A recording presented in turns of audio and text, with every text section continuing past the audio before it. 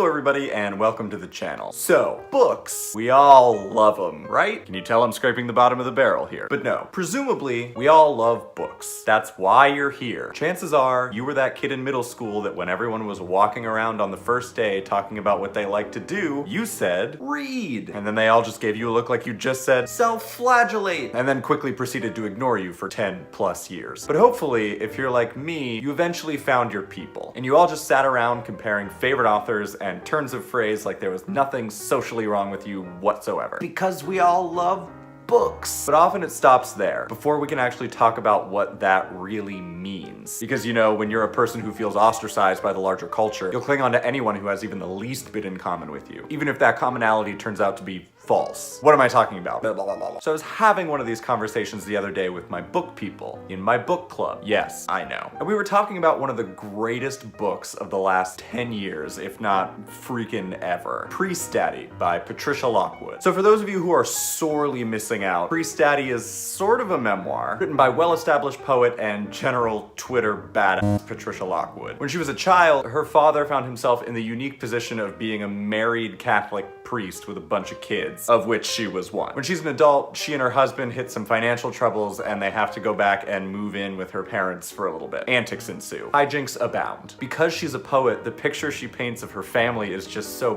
beautifully written and fleshed out. She really seems to understand people, to help you get to know people that you've never met. She creates a world with her language that feels so magical and fantastic, even though that world is just a little church house in her hometown. And so I was really pumped to discuss it because the language was just so rich and beautiful, and the narrative so well-paced, the voice so unique and human. And then we sit down to kick off the conversation and the first words out of almost everyone's mouth were, meh, it was okay. Didn't really like it. And this isn't to say that I've never been disagreed with before, but this one really shocked me. In my mind, this was an objectively good book. I mean, it had everything. It pulled you in with intriguing chapter openers. Everyone was so well characterized. The rhythm of the language was spot on. Everything I had ever been taught to look for in a good book, it checked every box. And I went to school for this shit. So when I get there and I sit down with a bunch of people whose opinions I really respect, and they're all just like, I found the main character really obnoxious, and the whole thing could have just used a better edit. I'm like,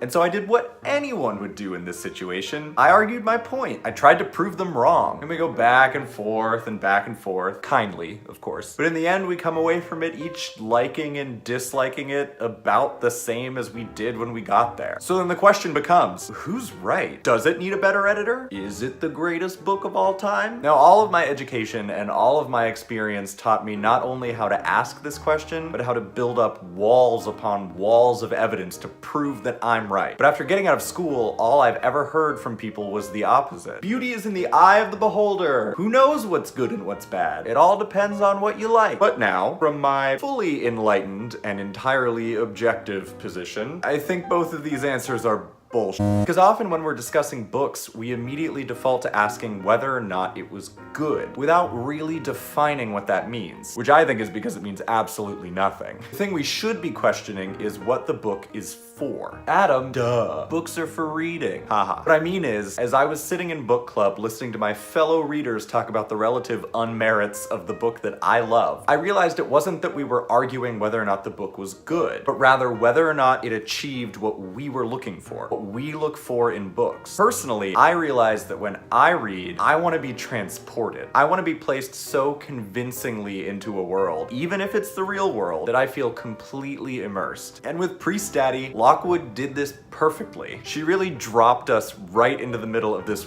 weird, wild family dynamic. She hardly explained anything, treating the reader as if they already knew what was going on. She used inside jokes with us and left us to figure out what it all meant. All of this and way more created the effect that I wasn't just a reader of the story, I was a member of the family. I was fully transported, and because of that, to me, the book was perfection.